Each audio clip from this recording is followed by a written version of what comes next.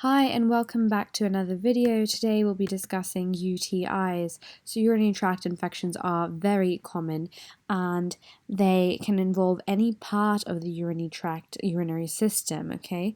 And they're triggered by bacterial agents. The agents that are most common are E. coli. E. coli is most common, Streptococcus, Proteus mirabilis, as well as Staph saprophyticus, okay? So they tend to affect different populations, and how the UTI presents in a male versus a female.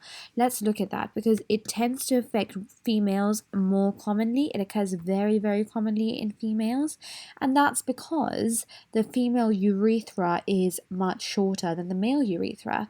It's around 4 centimeters long, and the male urethra is much longer. It's around 18 to 20 centimeters long. So when it comes to UTIs, they can be divided into simple versus complicated, and it's taken to always be complicated in males and children. However, it needs to have occurred more frequently, so more than 2 times in 3 months in women for it to be classified as a complicated UTI. So it's always considered complicated in males and children. However, it needs to occur more often in women for it to be classified as complicated. That's because it's just not as common in males as well. So what exactly is a complicated UTI?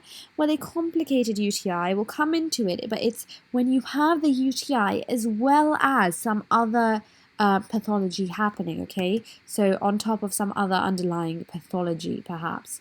Okay, so you can also divide UTIs in upper and lower UTIs. Upper UTI commonly affects the kidneys. When it affects the kidneys, it's pyelonephritis. That's what it's known as.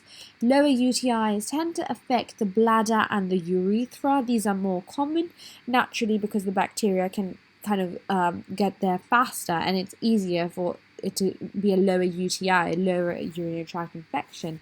If it affects the bladder, this is known as cystitis. So your clinically relevant points here are that cystitis presents with a suprapubic pain. Okay, you have the same symptoms. You have dysuria. So UTI commonly does present with dysuria, as we'll look.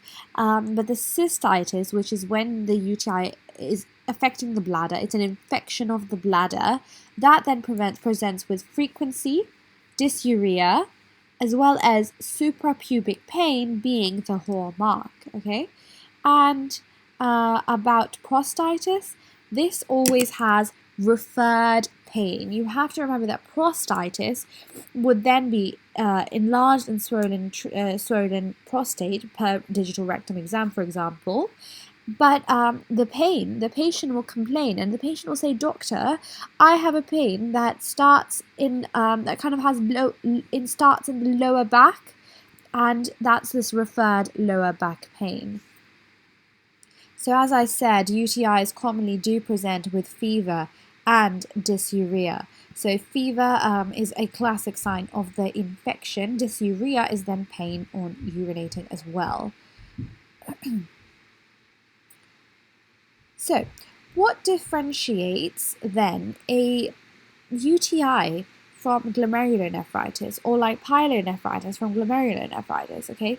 Well, UTI is often going to present with fever that has rigors and chills as well, okay? Fever with rigors and chills. And glomerulonephritis is characteristically asymptomatic sometimes, but then it can also have frothy urine, which is a sign of excessive proteinuria, and edema as well due to the oncotic pressure imbalances, okay? So going back to the complicated UTI, complicated UTI can be divided, and it can be divided based on whether the underlying pathology is due to a structural abnormality or whether it's due to a functional abnormality. So when it's a structural abnormality, this is more so like BPH. You can see the enlarged prostate that I'm drawing, benign prostatic hyperplasia, periurethral zone, or a stricture perhaps, or polycystic kidney disease. Then what about the functional abnormalities? These can present as, for example, vesico-ureteric reflux in infants that occurs quite commonly. Or good pastures syndrome as well, because remember there we have the anti-GBM, anti-glomerular basement membrane antibody, autoantibody, remember, okay? And remember in good pastures you have two things, you have hematuria and you also have hemoptysis, so it affects not only the kidneys but also the lungs. Okay, so far we've covered simple versus complicated UTIs and how simple has no underlying pathology but complicated presents with some other underlying pathology as well. Then females have a shorter urethra, which makes them very susceptible to these urinary tract infections. Males, however, have a longer urethra, so it is not as common. Next, we talked about upper UTI versus lower UTI, and upper UTI often is pyelonephritis, which is infection of the kidneys. Lower UTI commonly can be cystitis, prostatitis. And what differentiates a UTI from glomerulonephritis?